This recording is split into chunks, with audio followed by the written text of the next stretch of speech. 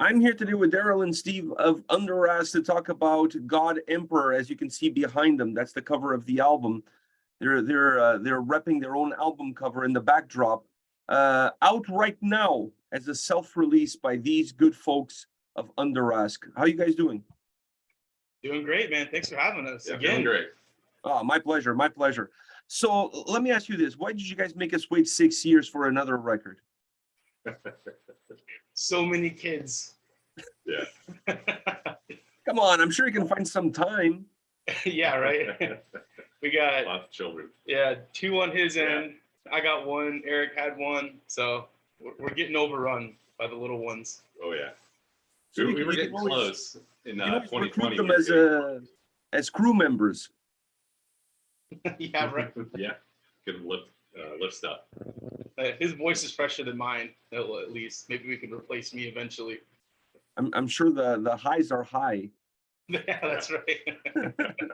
So 6 years between records, is that really like family got in the way, life got in the way? Is that what happened?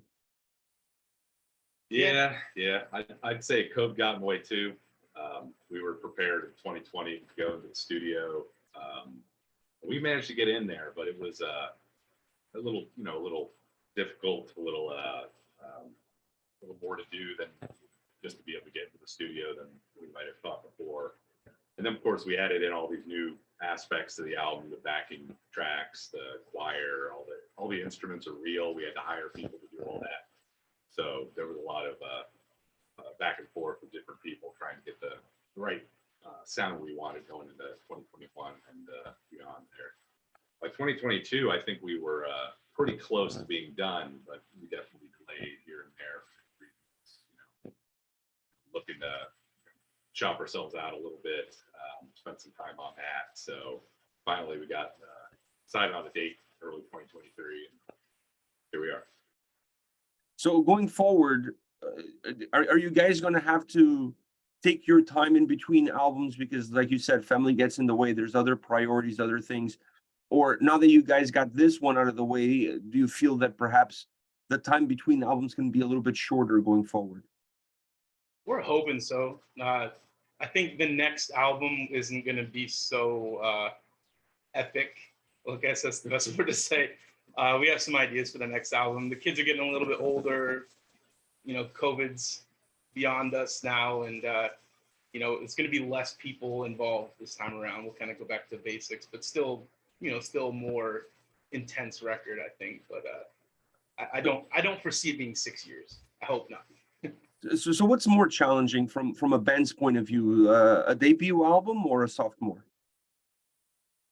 I'd say on my end, the sophomore was more challenging, only because when we did the first album, we didn't know what we didn't know, right? So we just went ahead and did whatever we felt was right and it sounded awesome, cool, let's ship it. And now it's like we take lessons learned from the first album, we're trying new stuff, we got more people involved. And we're trying to be better than the first album, right? So there was a big concern about, okay, are we better?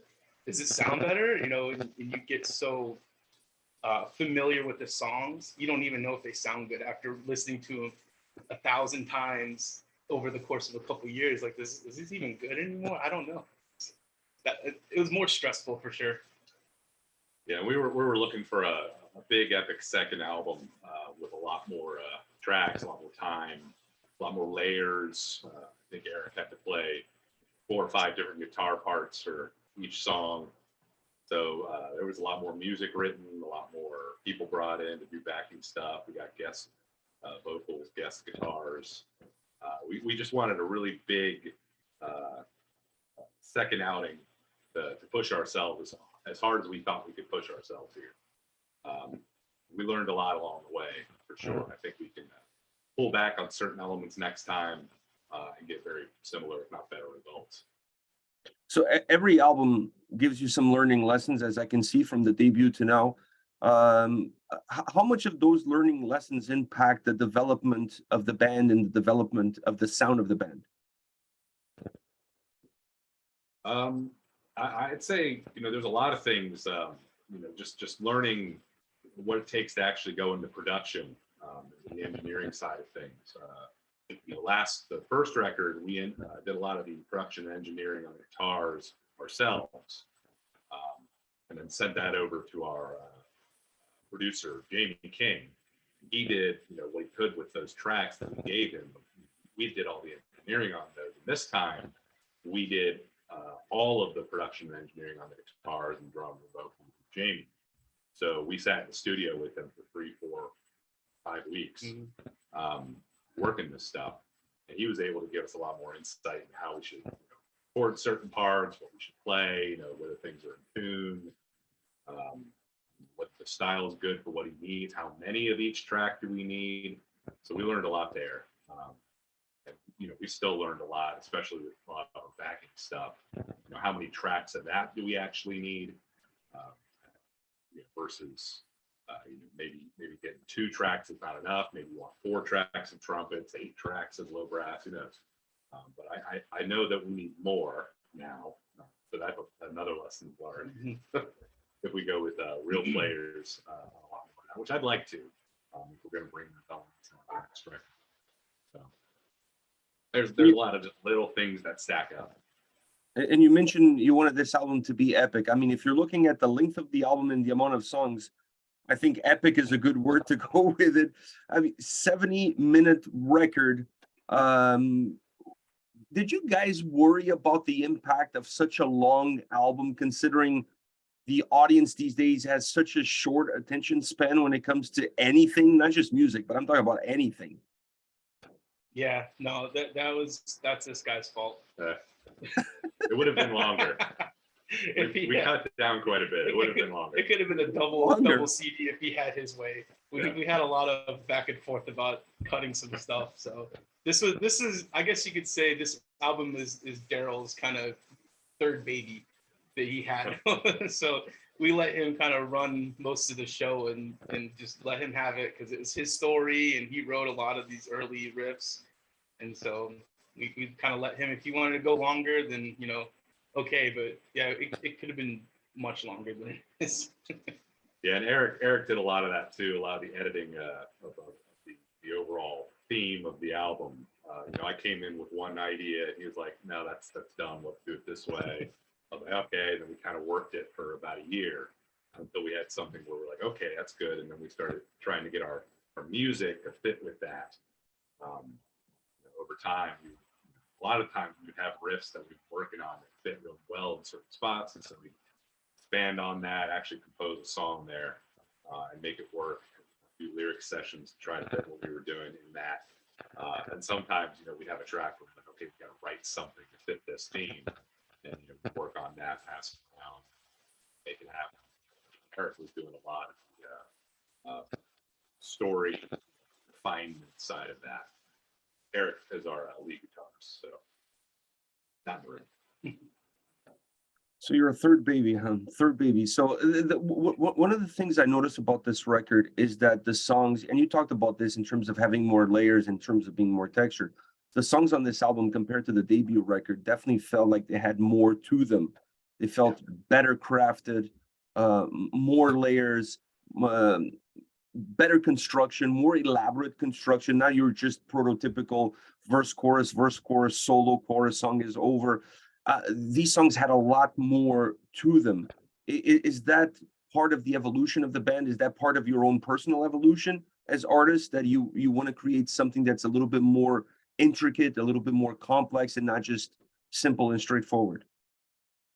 Yeah, certainly. I think that this record was to see, if we have gotten better, right? We wanted to push every person in the band to see if we've gotten better since then, right? It was almost like, what's the point of doing another album, if we're not going to try to top the next one, right? We don't want to just throw music out there and hope it sticks. Even though there's only a couple more tracks on this album, I probably have 2 or 3 times as many words that I've said on this album, right? So it's a lot more. Everybody did a lot more in a tighter space in this one, I feel like. And I really do think every person in the band has gotten better at what they're doing from 2013 to 2017 till now. Every time we put something out, it's definitely been an evolution. You know, that time under your belt certainly helps a lot too.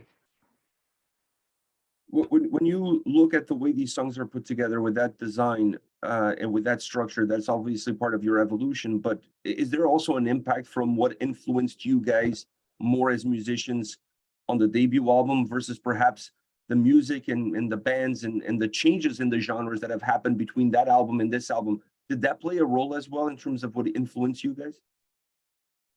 Yeah, there's certain songs, you know, and certain bands that have come out since 2017 while they were writing this were like, oh, you know, that's a cool riff. You know, I like what they did in this song. Like, that's kind of neat. You know, let's see if we can make something that sounds, you know, in that vein, or maybe take this song and make it a little more, you know, black metal sounding in Queen or something, or maybe something a little more progressive in this one, and just kind of explore those different genres and a lot of the stuff that's come out, and just see if we can adapt it and make it our sound also. You know what I mean? Because there is the Undrask sound. I mean, there is a specific, maybe tone is not the right word, but there's a specific element to the guitar sound, specifically when it comes to the guitars, that when you listen to it, you know who you're listening to. How much of that you guys want to keep, regardless of how much else you keep adding to that box? Yeah, I think that's going to be pretty constant from here on out. And me and Eric like to write songs a certain way, certain interplays between the rhythm guitars and the lead guitars. Eric has this style of playing. I don't see any of that changing anytime soon. If anything, it's just going to be you know, adding more complexity or subtracting complexity in the right areas to try to find, you know, those good sound. You know, it's kind of one of those things. You write a riff, you're like, oh, that sounds cool, and so you just kind of build something around that. You make it work. You pass it around. You know, I'll write something, pass the Guitar Pro a lot, so we'll pass those files from each other back and forth. And Eric will write something on top of it, or write something somewhere else, and I'll say, "Oh, that's cool," and then I'll build off of that. And you know, we'll pass a file back and forth 20 times till we have something that's like mostly the skeleton of a song. And then, you know, a lot of times I'll go in there and I'll just refine it down into the structure, start building parts, adding bass, adding any other instruments we want to add. Guitar Pros are really cool to do all that. And so you can get what you kind of want it to sound like, and from there you can start really building in real demos from that. And that's kind of how we do it. But because a lot of it's just based on the guitar riffs me and Eric are throwing around, I don't see that fundamental root sound changing all that much. When it came to your vocals, Stephen, for this record, you said you had a lot more words, that there was a lot more for you. But as a vocalist, did you come in thinking, okay, this is what I did on the debut album, this is what I can still do, but maybe I want to incorporate a little bit more of this, a little bit more of that? What's kind of your game plan coming into a record? Yeah, that was like I said before, it was just kind of pushing each other, you know, where we'd have a part that maybe Darryl or Eric or Aaron, anybody would say, hey, you know, see if you can push that up a little higher, you know, and I'd take what I know and just kind of, you know, mess with that and do the higher parts, the low parts, or the fast parts. I have a lot of where they push like 20 words in like a 5-second clip. So there's a lot of where I had to adjust my style a little bit to get those fast pits out, right? And have it sound good. And what I learned from the last album is we took more time in the booth this time around. You know, I was worried about blowing my voice out on this record. So we took almost a week and a half, and I would do maybe 2 songs a day. As before with God Emperor, I did all those. I did the whole album, I think, a week. About the time I did that whole album in a week in the studio. And this, I mean, we took our time, made sure that I rested my voice every night and I took care of it. And even between the last record and this one, I was always trying to explore different sounds I could make, and, you know, keeping pace with what I did on the last album, making sure I had that bass level sound that I could use on this record. At the same time, just seeing what I could do. Just try it and don't worry how it sounds, and see if it sounds okay, or just get laughed at. We even took time, you know, because we had a few sessions. I think we had 3 sessions in the studio, 3 or 4 weeks the first time, a week the second, and we had a day to really wrap things up later on. And I think every time we did vocal re-records, we were listen to it for a while, be like, okay, we can probably do something better there. He would just pop into the booth and do it again. Mhm. So there was a lot of that. There was a lot of more backing vocals on this one. We brought people in, a number of people in. I did some of it. Yeah. Chris Halfcock helped us out from the Reticent. We had Morgan Riley from Water Drowning. She helped us with the feature on Queen, so she'd be really high pitched female vocal on that track. Really knocked it out of the park. Took almost no time. Yeah, she came in one day for like an hour and a half Yeah. and knocked out the song for us. So that was pretty amazing. Yeah, it She was, put you to shame. the Yeah, intensity Oh, was definitely. unreal. Yeah. So yeah, we had a few different things there, and we spent a lot more time in the vocal booth. Do you guys have favorite songs on this record that, for whatever the reason might be, stand out and have a special place in your heart?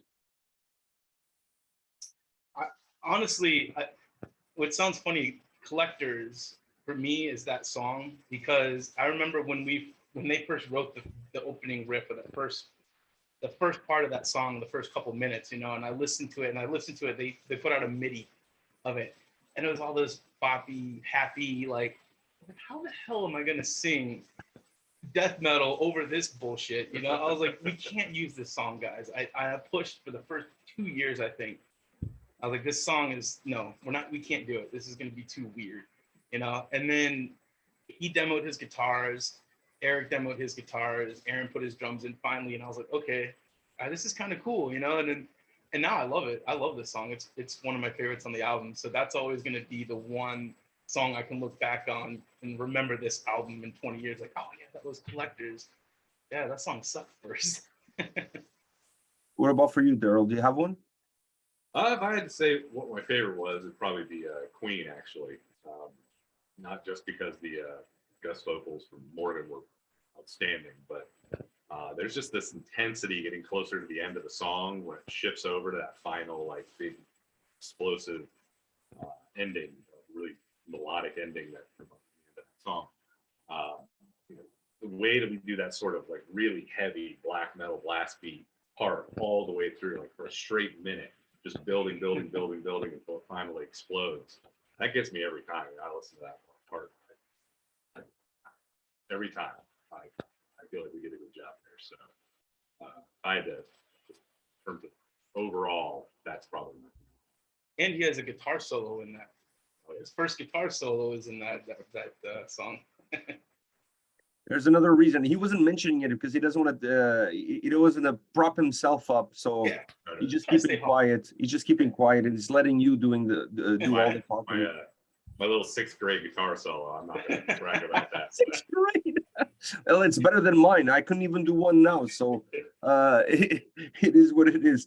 With this album, is this the last time we're going to hear about Long Hammer? No, That's good. We haven't really thought about that yet, honestly. It'll probably be a little while. I'm going to let this sink in a bit, but I think there's more to come.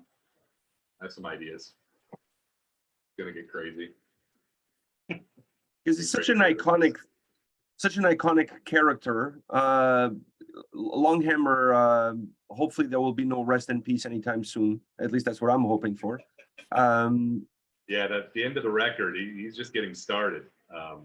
Story-wise, at the end of the record, he's the creature that is the Longhammer has arisen out of the other world, so to speak, and he's taken over Earth. And the implication at the very end is that he basically turned Earth into his own personal spaceship. So he could be flying around the universe, I think. Yeah, it's going to be seeing where that goes. I know, you know what, that falls right in line with Longhammer doing something like that, turning Earth into a spaceship. I don't know how you guys came up with that, but I think it suits it perfectly. It suits it perfectly.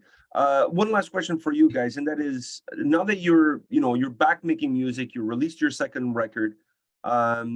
What plans do you have for the future? Are you playing some shows? Are you planning on playing some shows, or maybe a small tour, big tour? What do you guys have cooking for the fans? We're just getting started with those plans. We will play out again for sure. For all the people that haven't seen us in 3.5 years, we plan on playing shows again. We love to do some sort of East Coast, small tour to get our feet wet in that again. And you're going to see us a lot online. Actually, we're going to do some streaming stuff. We'll probably play some songs streaming. We might even do a streaming show in the near future, or maybe this summer. So we're getting all that wrapped up. Finalizing the equipment for that needed, and so we're gonna be pretty prevalent this summer. That's our plan, whether it be live or online. But yeah, we'll be around. Yeah, we've got some, Twitch channel stuff going on. We've done one Twitch stream before. It's just about getting everybody together to do that sort of thing. Our YouTube channel, we might stream on there too. Just try and figure out the technology, get it all working. And you guys are in North Carolina, right? There's a vibrant North Carolina scene. So maybe you guys can get a bunch of North Carolina bands like, Enforced, you guys, I don't know, Other Realm, throw all of you guys together on a freaking van and just tour the East Coast together.